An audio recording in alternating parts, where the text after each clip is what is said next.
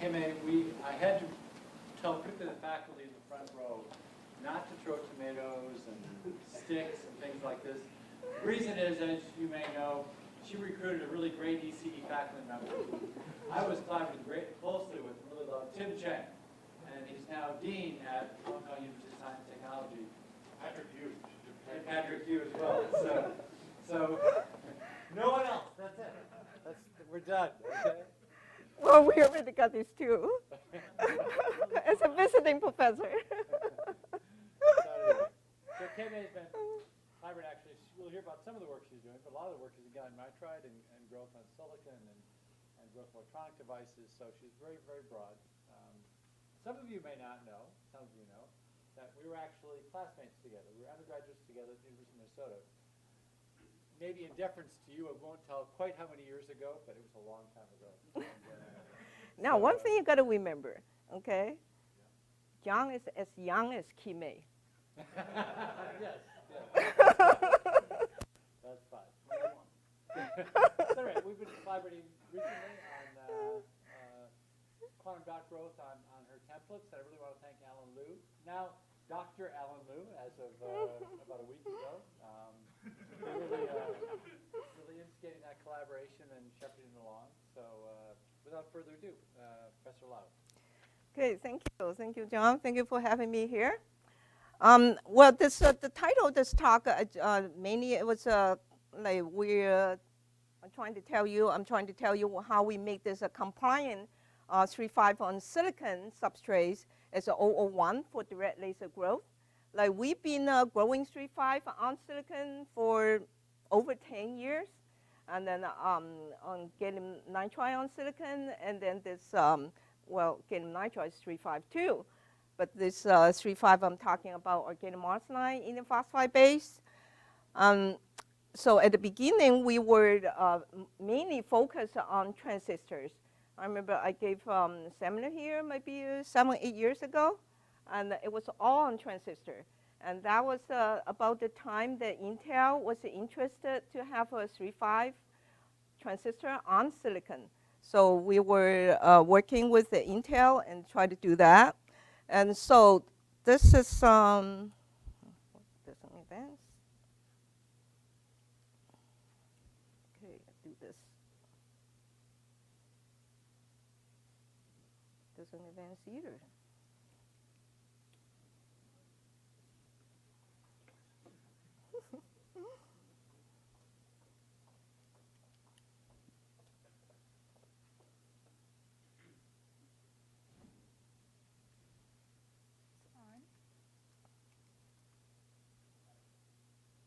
Your slide also? It wasn't working.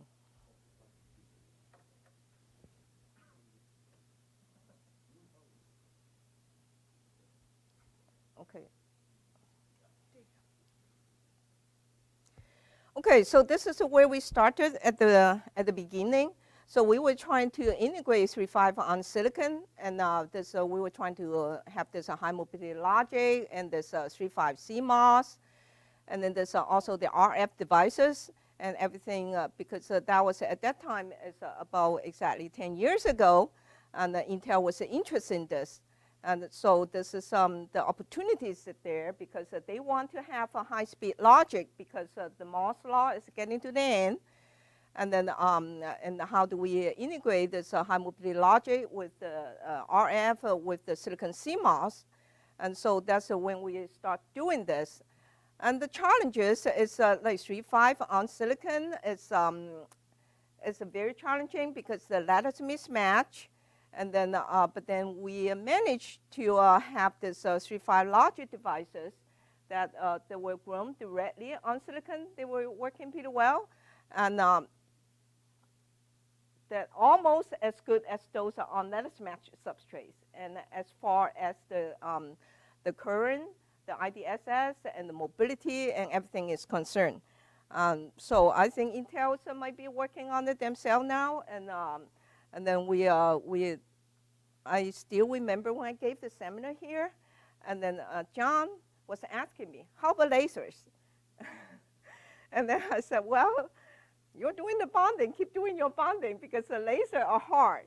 Because the laser is a more defect sensitive, and also there are the minority carrier device, and they're small. They're they're also the current density is much higher, and the transistor they're lateral device, and the majority. So as long as you can isolate the channel from the defect, and then you can pinch off the device, and here you go. Well, it sounds easy, but it's but we got it working. So the next challenge is how do we make 3.5 on silicon that's good for lasers too.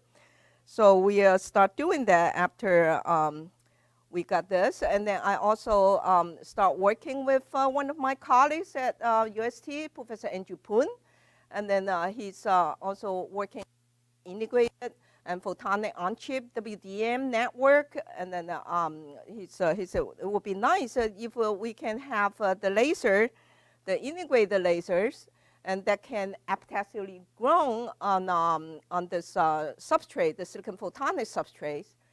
And then I was thinking actually a long time ago, the only way that it would be quantum dot lasers, because hopefully the defect is that can go between the quantum dots, and then that would make this laser would work. And then also we were working on this epitaxially grown photodetectors, the high-speed indium gallium arsenide photodetectors on silicon, and we were doing selective growth, and they were working pretty well. And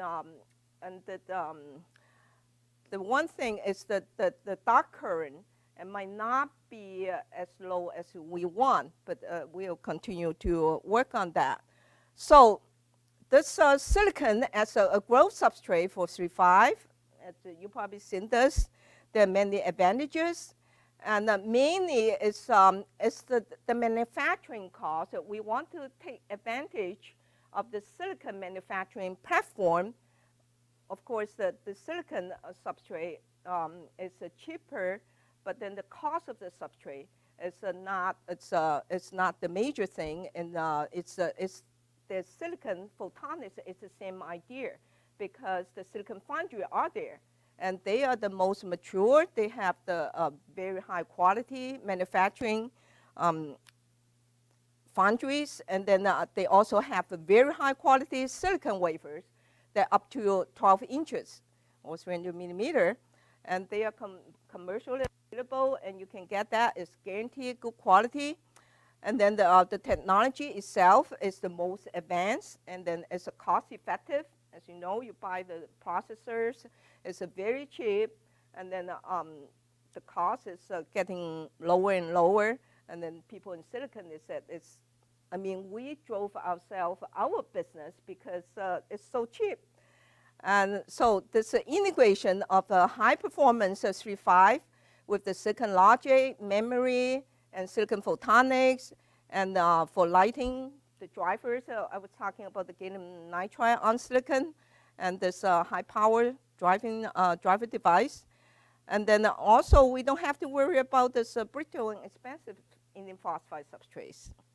So that was our goal. So we start making this silicon. We try to make this quantum dot lasers, 3.5 on silicon, and then this quantum dot lasers is good. I mean, it's but for MOCVD, and after you grow the quantum dot, you got to grow the cladding layer, you got to grow the contact layer, and so on.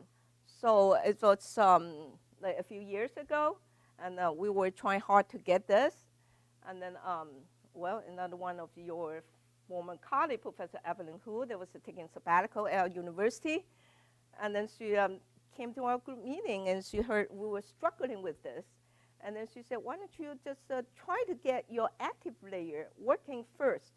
And then she taught us how to make this whispering gallery mode microcavity lasers, and so we start like doing this, and then the way that we work together with Alan and John's group is we provide this 3.5 on silicon substrates, the templates, and then they grow the quantum dot active layer on top of it. And then these are, and then we fabricate these microdisc lasers. And then what is good about this whispering Gary Moore resonant cavity lasers, they're very, well, relatively easy to make. It's just 2 steps. And then you etch the disc, and then you get the undercut, and then you can test them and then see how good they are. So they can, if you get it smooth enough, and then you have a very good quality factors, and then they're a small footprint, and they are small. So we make 4-micron discs, and also 1-micron discs. Some of the later ones, we 1.5 micron discs. So the threshold will be very low. So the pump power, all you need is just some microwatt pump power. And then it's the in-plane, you can do waveguide coupling. And of course, these are optically pumped, and eventually we're going to make the electrically pumped, so it can be integrated with the waveguides and other parts on the silicon. Oh, I didn't explain this figure here, and our John publication got on the cover of the APL, and so this is the beautiful graphics, and we have this microdisc lasers, and the Allen's quantum dot picture here. This is the SEM. And so to do this, I mean, the 3-5 on silicon, what are your choices? And then 2, that's wafer bonding and the direct growth. And then when you do wafer bonding, and then you can bond your fabricated chip on silicon, and then obviously the sample size are different. Or you have to worry about alignment, and well, this, I may need to cross this because some people challenge us. No, our use is very high. And then it's the water manufacturing. And then, or you can do the whole wafer bonding, and then you can do your processing after your wafer bonding. And then the other choice is the direct growth. And then then you have to deal with your material issues. And this is how we did it at the beginning. It's in the 2008. So we have a silicon wafer, and then we grow like almost a 0.5 micron gallium arsenide. And this is, and then another micron in the phosphide. And then in the middle, we will insert this interlayer to smooth the surface out. And then this is our transistor structure. And this is the basic structure then we start with. And that was the way back. And the transistor was working fine. We didn't test for reliability. But I think there are like Intel and other companies, and they've been doing this the same thing. So I do not know if they have reliability result. So for these are the heteroepitaxial challenges. It will generate high density defect because there's 4% for gallium arsenide on silicon, 8% for indium phosphide on silicon. And there are a lot of dislocations, a lot of stress, and then also the thermal expansion coefficient mismatch, and that will create stress. But this is compared with gallium nitride. This is not as serious. And then another thing is this polar on non-polar, this antiphase-domain that will form. And so it's a lot of the times, people have to use a high degrees offcut to get rid of this antiphase domain, and otherwise you got this patches on your epi that you cannot do anything with. And then this usually that people will grow a very big thick buffer, and then the cost will be high, and you can grow up to I've seen people grow 5, 6, 7 micron thick buffer. And so the throughput will be low. And also there are thermal conductivity if you grow this ternary alloy buffer, and also have the thermal conductivity problem. So this is kind of the defect that you will get with the lattice mismatch. So you have threading dislocations, you have a stacking fault, and run up. And so this is the problems. So we are trying to solve all these problems. And our approach is these are the different defect engineering approaches. And they're like this. So one here is the compositional graded buffer that people use this graded InGaAs. And this one is use the interlayer superladders. And then, but what we started at the beginning is that we use the gallium nitride approach. And then we start with a nucleation layer, a low temperature nucleation layer, and then have the high temperature growth, epitaxial growth on top of that. And so this has been our approach. It seems to be working fine. And then combined with some thermal annealing, it's good enough for the transistors. So this is the blanket epitaxy that we were doing from before 2007, 2008. And we had direct growth of the indium phosphide on the planar silicon because there's a high mobility transistors. They are all lattice-matched to indium phosphide. It's the InGaAs channel, 53% indium.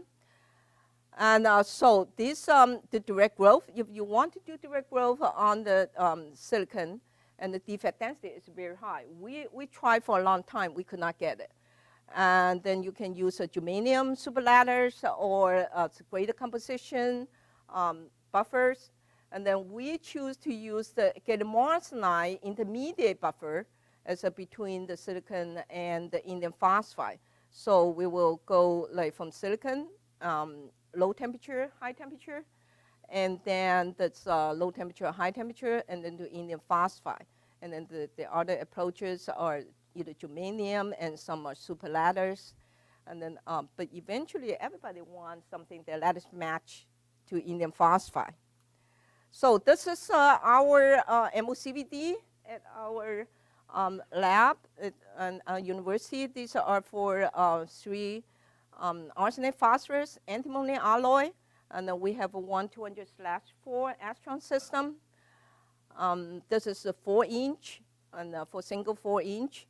And then recently we have an Astron that's a closed couple shower head, and it's either a 6x2 or single 4-inch or single 6-inch. This one here, and that this is an old Astron design, and then it's a single 4-inch. But then from the very beginning, and you cannot grow uniform epi on the whole area as a 4-inch. And then Astron worked with us for a long time. I said, then why are you selling this? They called it like 4-inch.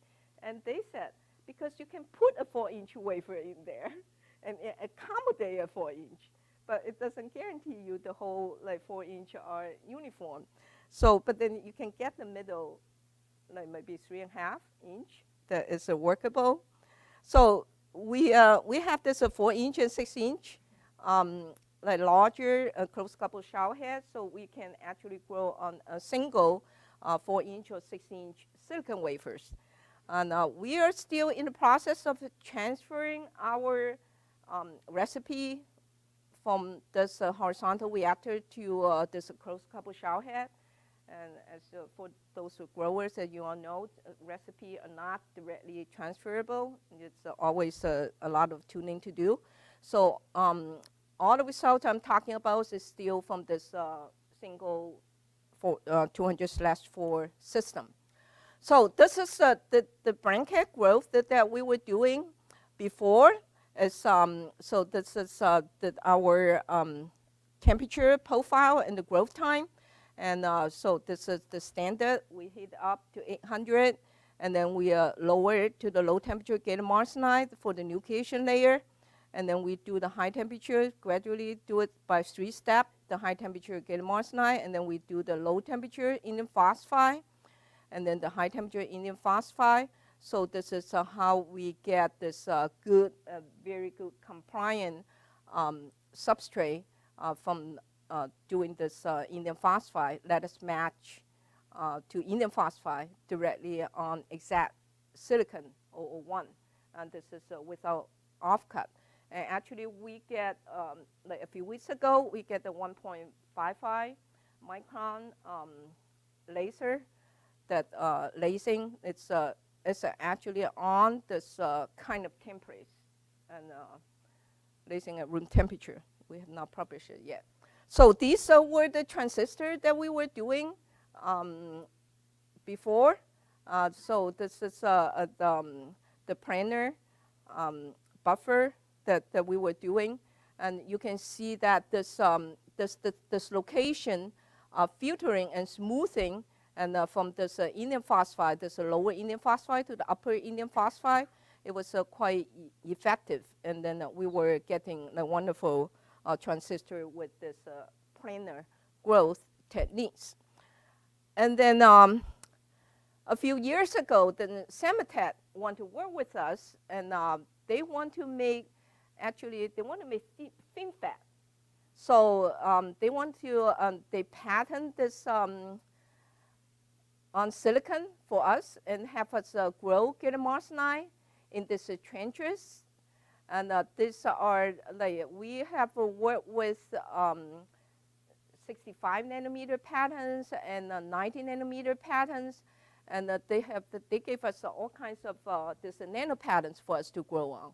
So we sort of start like growing gallium arsenide in these changes, and that's we try to find this aspect ratio trapping effect, see how good they work. And then in there, they are working very well, and you can see the defect are trapped in the bottoms here. And then on the top part, and they are defect-free, but it's a dislocation defect. You still have a stacking fault. And you can, okay, well, I don't have this, the top slide here.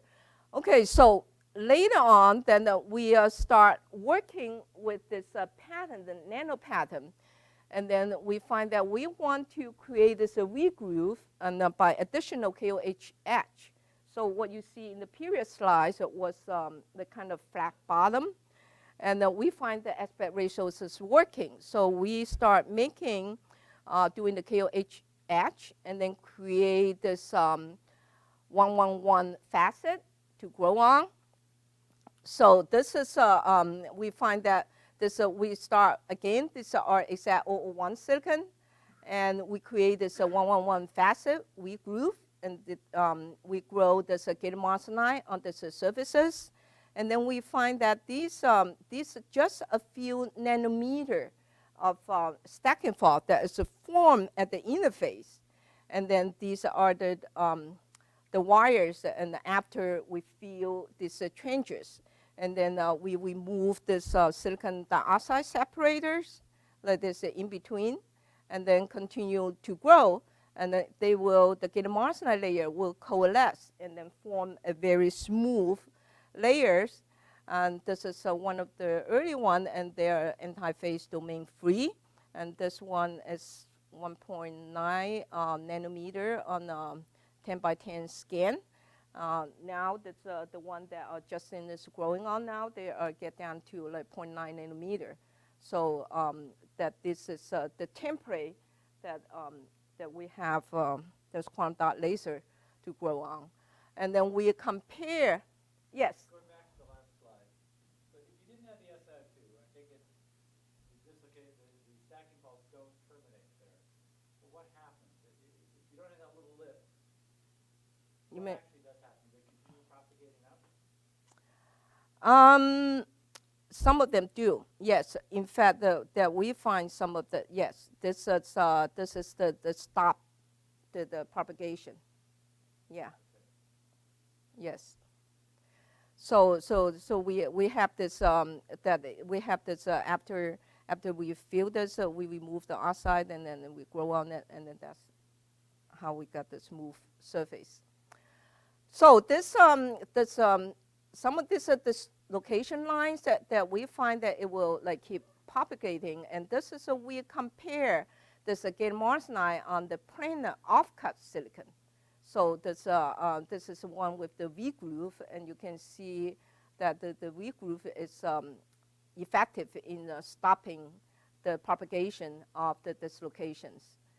So this is kind of exaggerated comparison. And so this, but we find that that in terms of the XLD full width maximum, and this also it's working very well. It reduces the food will have maximum of XLD significantly. So, and then this a large amount of the stacking fault and the striking dislocations, and it's actually confined in the bottom of this gallium arsenide layer, and then the quantum dot is like put on the top. It's hardly affected.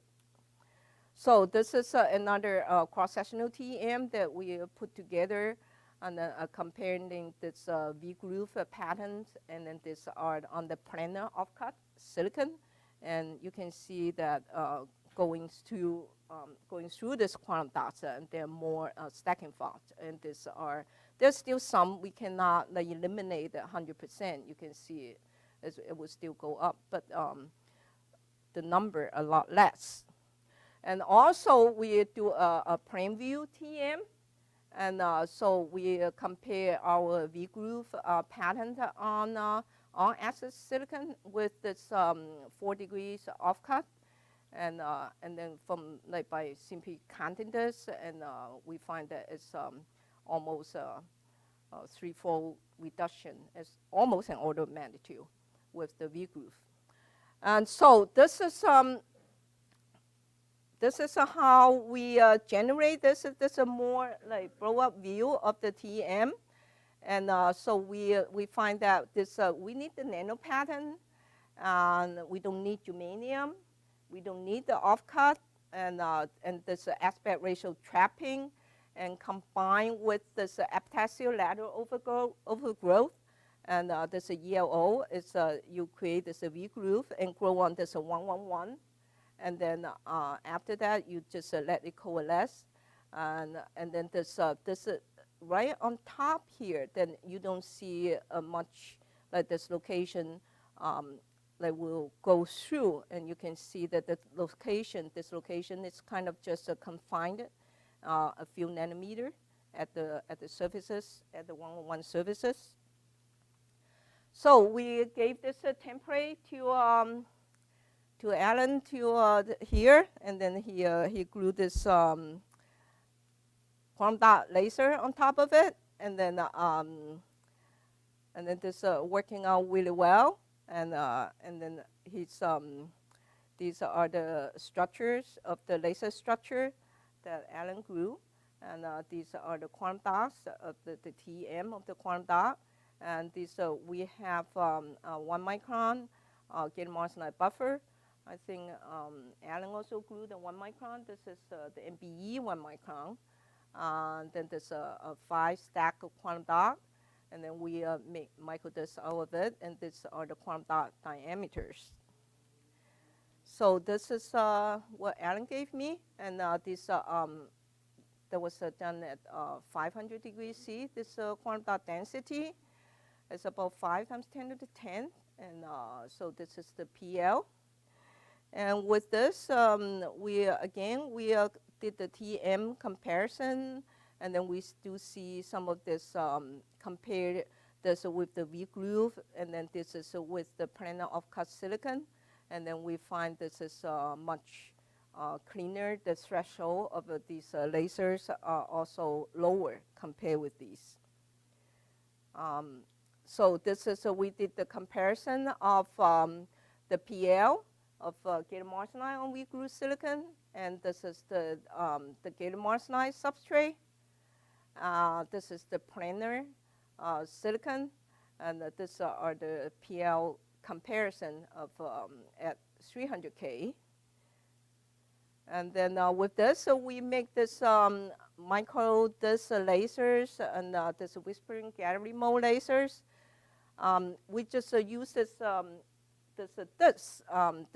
beads that you can purchase. It's for any size, 4 micron, 2 micron, 1.5 micron, and then we do the ICP inductive couple plasma etching, and then etch this and the disc, and then we remove the silicon bead, and then we do the undercut, the selective etch undercut, and this is the picture of the beads, and then this is after ICP etching, and then this is the final microdisc laser with the stem. And then this is the performance of this 1.3 micron. It's a room temperature lasing. So this 4 micron this is a single mole, and the threshold is around like 200 microwatt. And we published this, and then this is we did the temperature comparison, and then we tried to find out like how much the wavelength shift at different temperature, and 10K, 200, and 300. And then there's temperature characteristics of these lasers.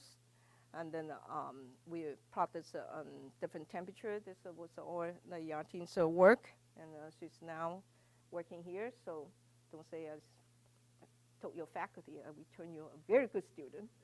Yes. And then this is 300 laser, 300 room temperature, 300K spectra. And then we also did this theoretical calculation. We are working with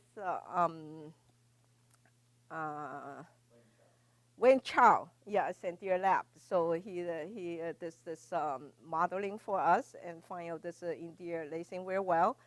And that's FSR. It's just as calculated.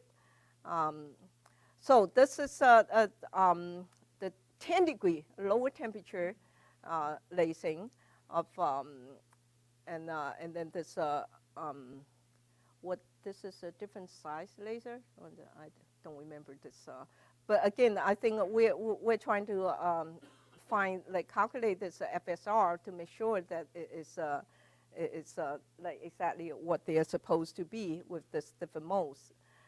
And then we did a different comparison of the different substrates, and then find the threshold, and then we find that this gallium arsenide substrate, of course, is the lowest threshold, and then this gallium arsenide on V groups, the silicon is in the middle, and then the planar silicon is a little bit higher. But actually, the difference is not huge. And then it's also we did the comparison at 300 Kelvin. It's with this different substrates. And obviously, this planar one is the weakest. This we also try to make this a small sub-wavelength microdisc lasers. That's 1 micron. It's the diameter of the laser is smaller than its lasing wavelength. This is because like you can have a dense integration with these lasers, and then the power consumption will be small, and it can be single mode because the FSR will be relatively large. So you have the mode separation is much larger. And then the problem is you have a lot more surfaces. So you have a higher surface recombination. And then the gain medium you have, your gain volume is much smaller. So, but then we also got this working well, and it's a lasing at 10K, and the threshold is a single mode lasing, and the threshold was decent, and so we got this sub-wavelength laser lasing at 10K. So we published this last year, so you can find all the details in these papers. And then we benchmark our sub-wavelength lasers with what was published on the gallium arsenide substrates.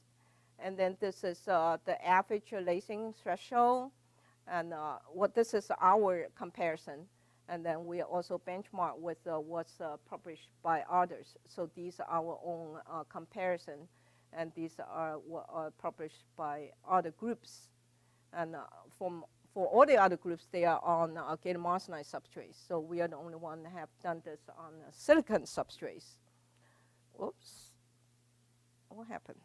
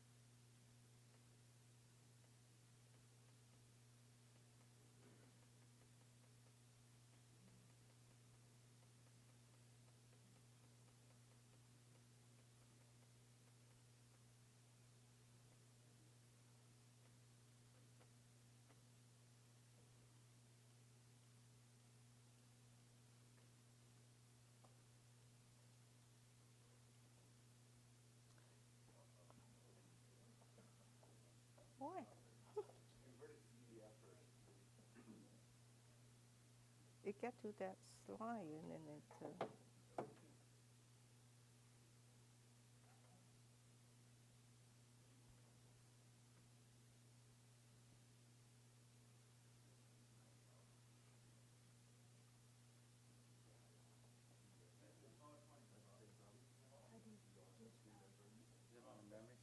Yes. It's on your Mac. You've upgraded to 2016 Word? I'm not sure. This is the intern. Or the sync slide. Which slide is it? Well, it's Yeah, go backwards, check.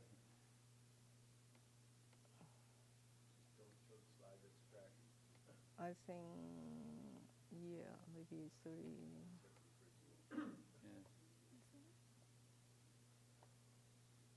This one? Go back further. Yes, 35. 35. Yes.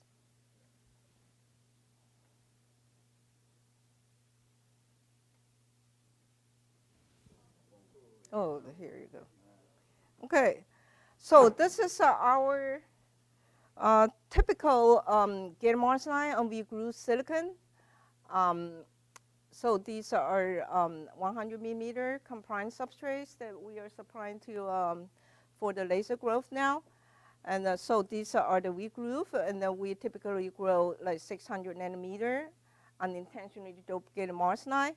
And then we put this dislocation filter, you might call it. It's 15 stacks, sometimes it's 10. We didn't find a whole lot of difference, the super lattice. 5 nanometer gallium arsenide, 5 nanometer L-gas. And then on top of that, we have the 1.1 micron gallium arsenide. And then before we cap it off, we put some thermocycling and annealing. So this is, we cycle between 750, 450 degrees. It's supposedly that will smooth out the surface. And with this total 2 micron gallium arsenide from the V-groove, and our XRD, the full width maximum is about 112 arc-second. We do the omega-2 fader, I think it's around 64 arc-second. And then from this, we can calculate the threading dislocation. It's about 4 times 10 to the 7. So this is, we can get routinely now with these templates. And so now Justin has some quantum dot laser glow on it. So we'll see how well they'll work. And then these, we did all this by the MOCVD in our lab. And these are the long wavelength microdisc lasers that we make. And this is, again, we start with this 001 silicon. And then we have a, this is what I know V-groove. It was just our old recipe. And 2 micron gallium arsenide intermediate buffer. And of course, it starts with the low temperature and then the high temperature. And then we glue a 0.5 micron indium phosphide and then with the low temperature nucleation layer 2. And then we have a 60 nanometer interlayer. And then the 1 micron indium phosphide. And on top of that, we start like growing this quantum dot structures. And we have a 15 nanometer indium phosphide buffer. It's a lattice-mismatched. So our template kind of stop here. And then we take this template, and then with the indium phosphide substrate together, we put it back in the MOCVD, and then grow this quantum dot structures on top of that. And then we have this 17 nanometer indium aluminum arsenide lower cladding. And this 2 nanometer, this wetting layer, the InGas wetting layer, this lattice-mismatched indium phosphide. And then we glue this quantum dot indium arsenide quantum dot.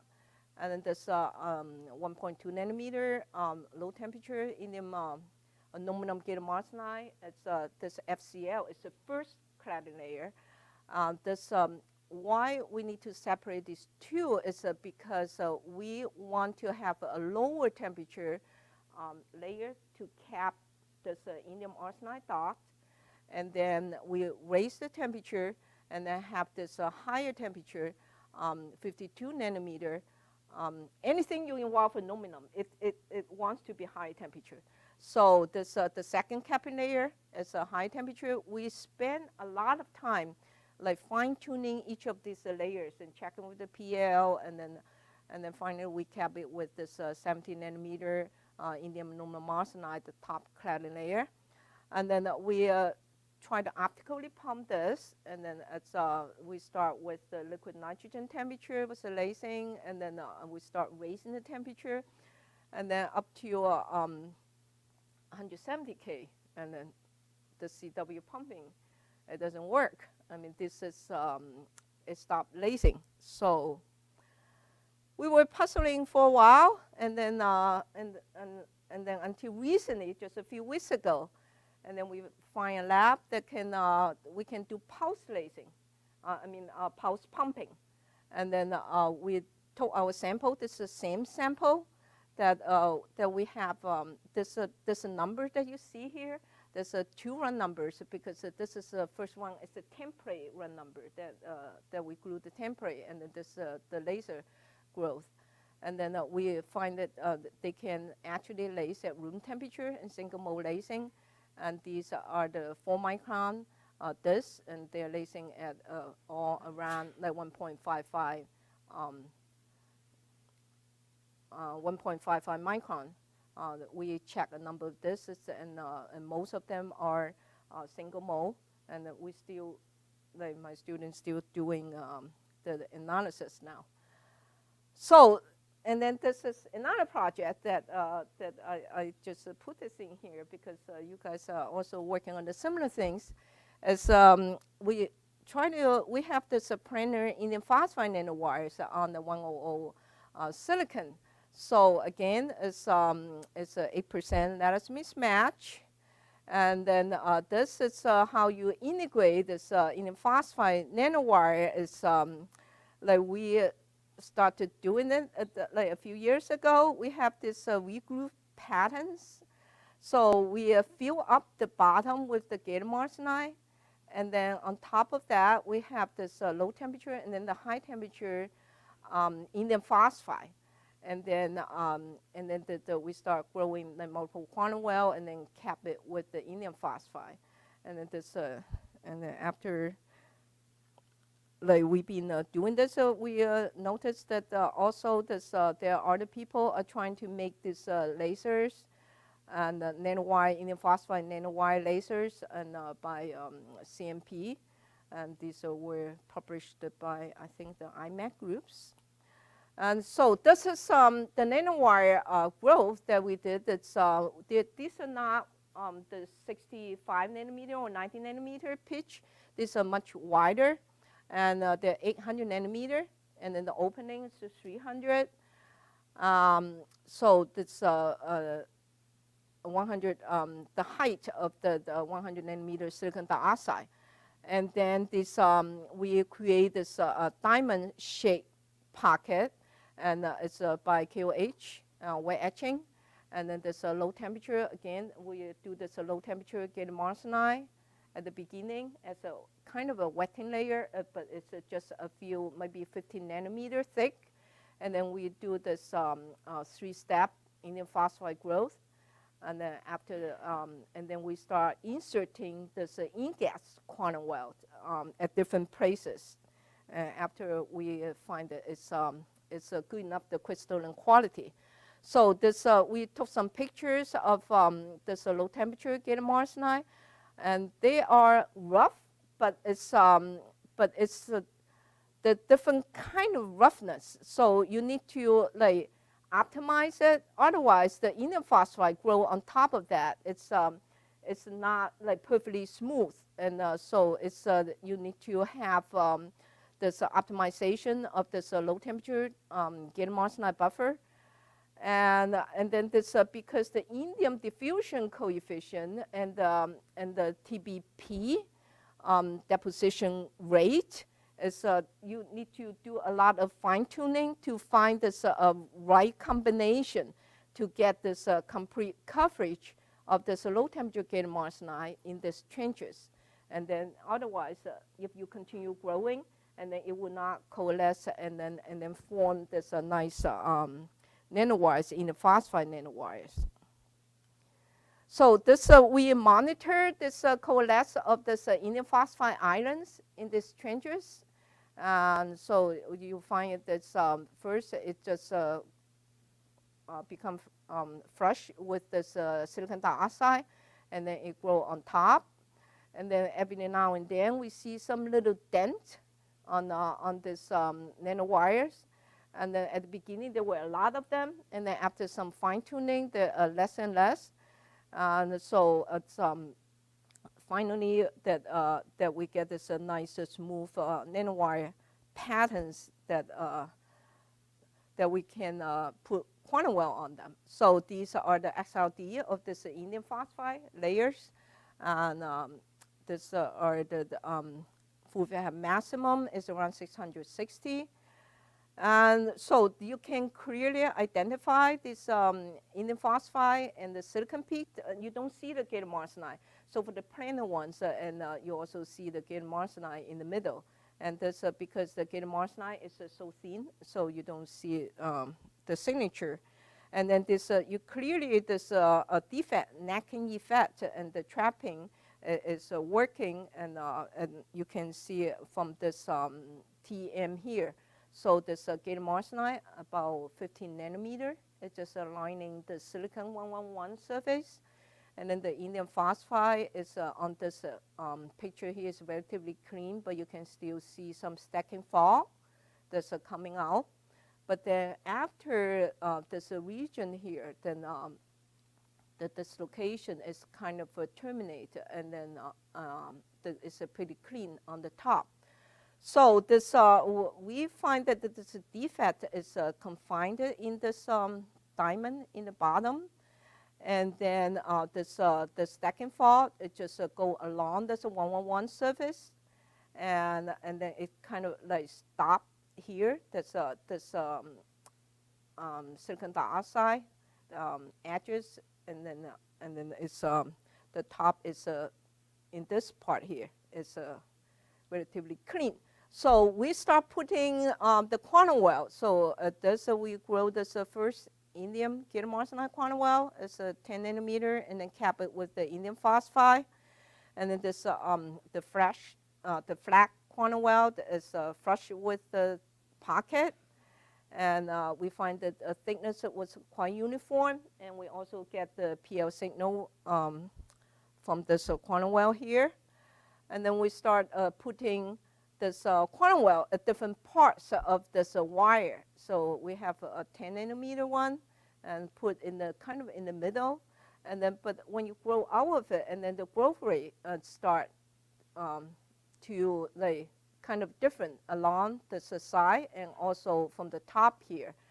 So this quantum wire that we insert in the middle, then we try different sizes and different locations, and we're still playing with it.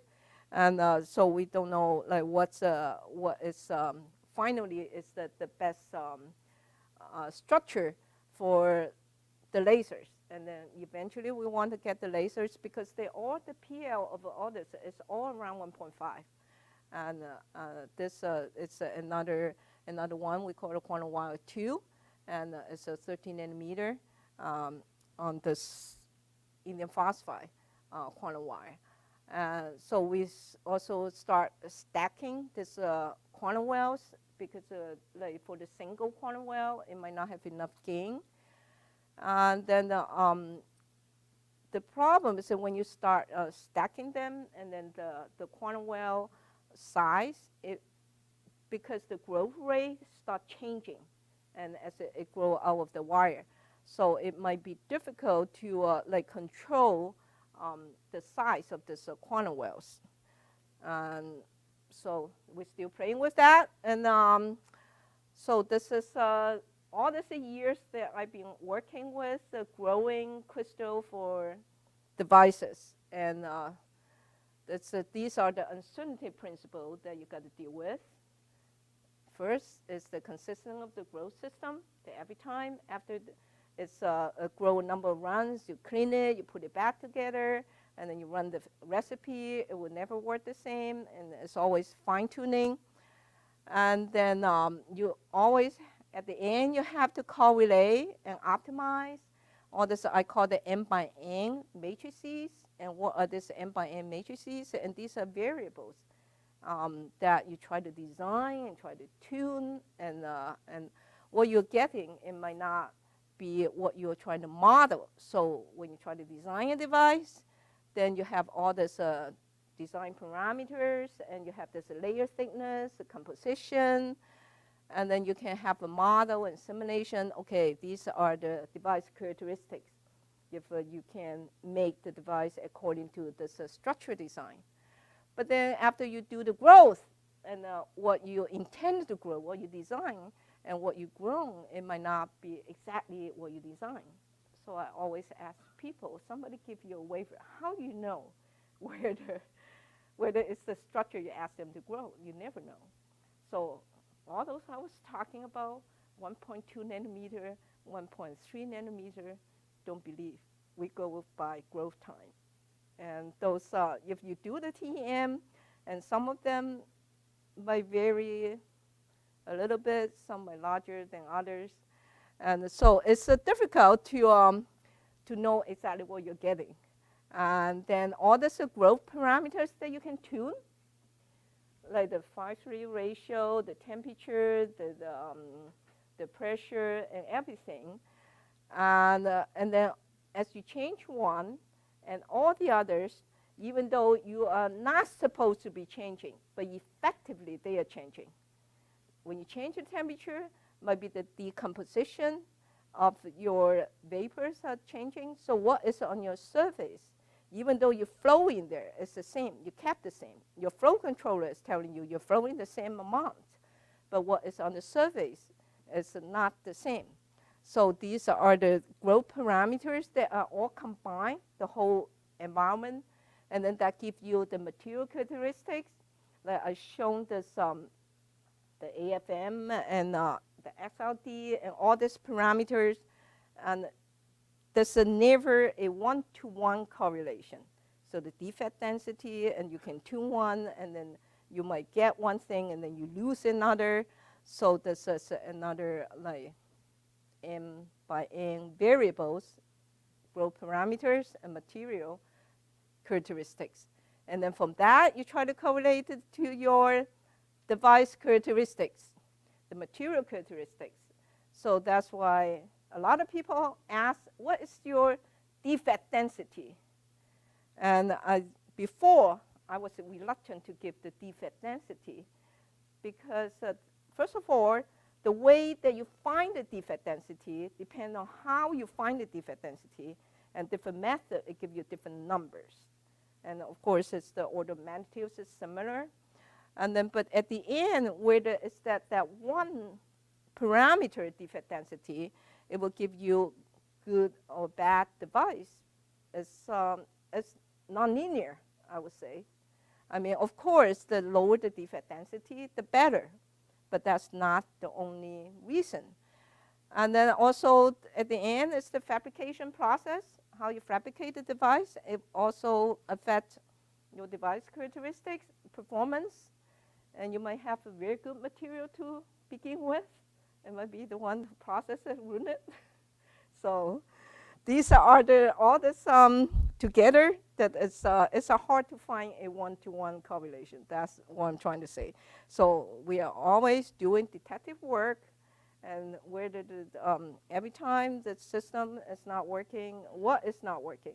There's always a lot of detective work to do. The device is working, and then what is not working, and why it's not working. So this is my group that people contribute to this work.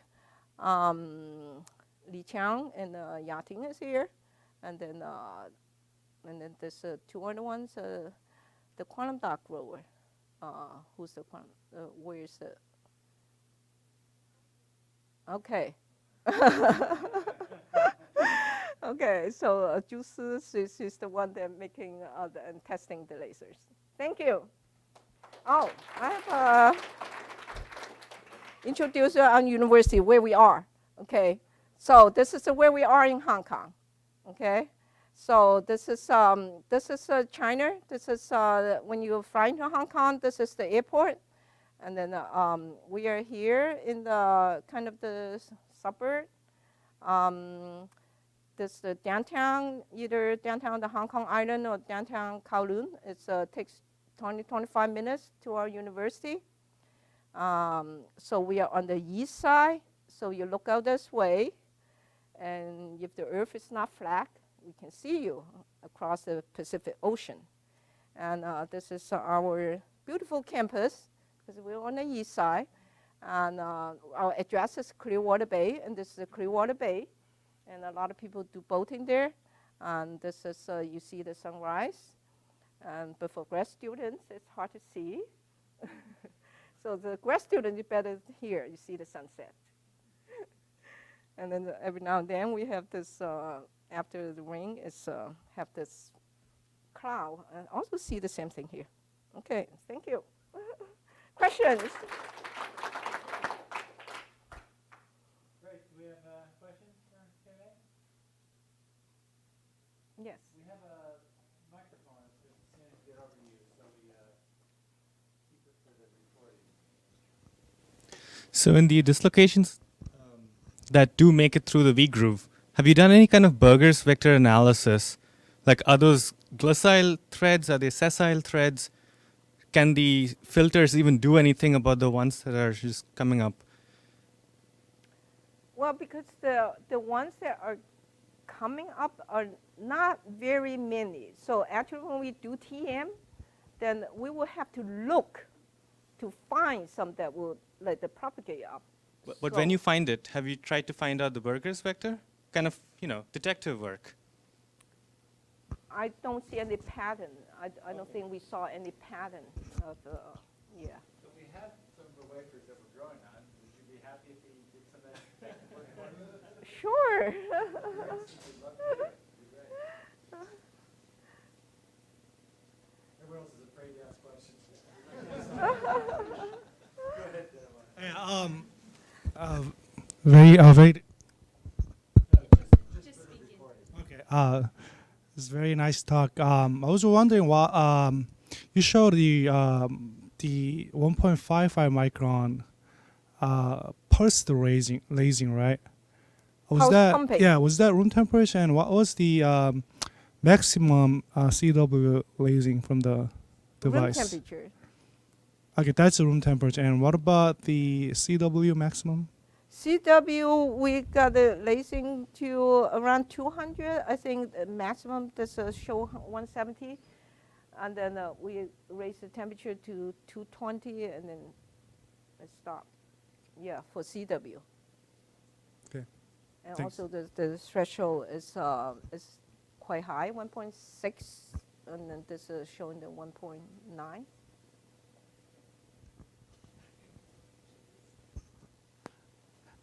So can you go back? You mentioned actually dents you observe on the sides of the nanowires, and you said that they were reduced by just tuning some of the growth parameters. Is like no, not the low temperature layer after the indium phosphide nanowire growth. Oh yeah, here. So yeah, we've observed a similar thing, but if there's, do you think it's just the growth parameters, or do you think there's any other causes for like these dents like along the axial length of the chain? Actually, two. So how you form the V groove? It's, yeah, and because this dent, at the beginning we got a lot of them, Right. and it's everywhere. It's very rough. And then we fine-tune the parameter, and then it's less and less until we got rid of almost all of them. Okay.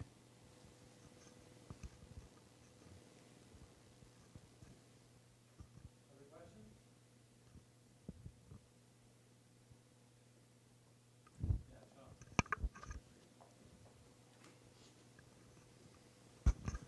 Tom. about this indium phosphide grow in the V groove. Have you tried to grow on different orientations, like the orientation of the bars? Because it seems like the only along one direction, so it's kind of like the growth rate is terminates at 111 or some facet. Because some work here, like a few years ago, we tried a different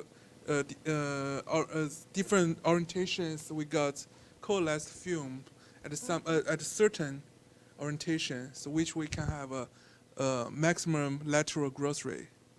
So I'm not sure if you have tried that. No, we haven't tried that. We have tried some like different directions. Which we pattern trying to make FinFET. We just fill the trenches, but not trying to make it coalesce. But for coalesced growth or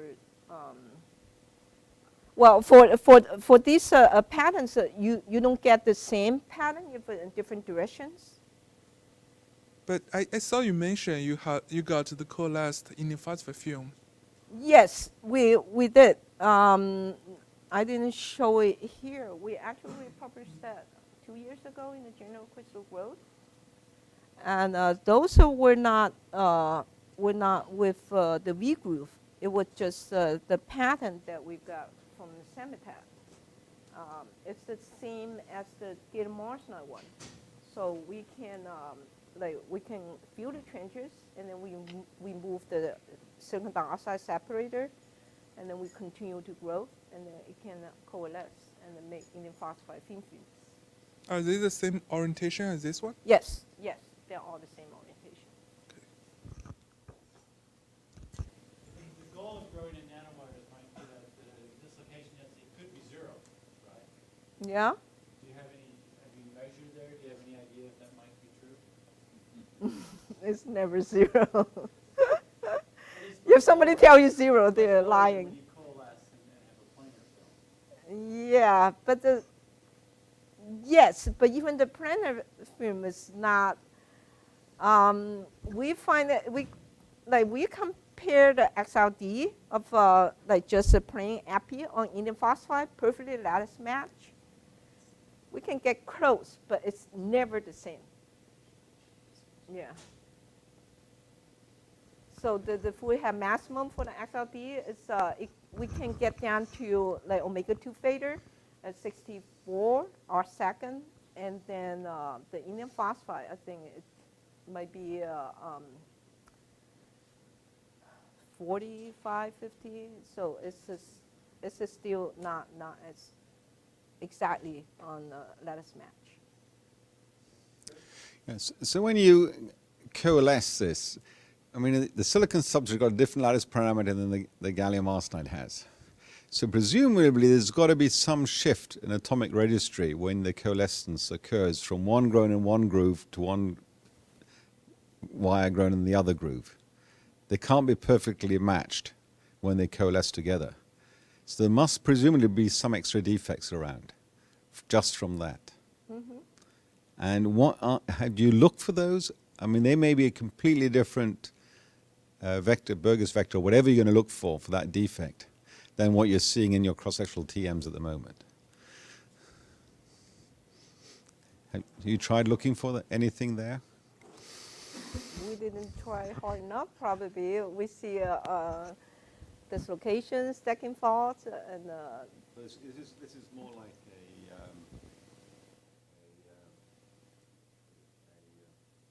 boundary from a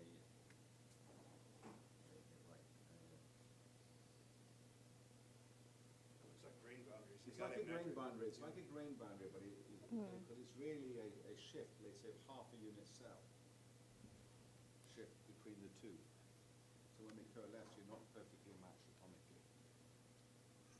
Yeah, we like. Translational boundary is what you're looking for. Mm-hmm. To translate that, get the right word. So later in the afternoon. Okay. So there should be a translational boundary, I suspect, between something. Yes.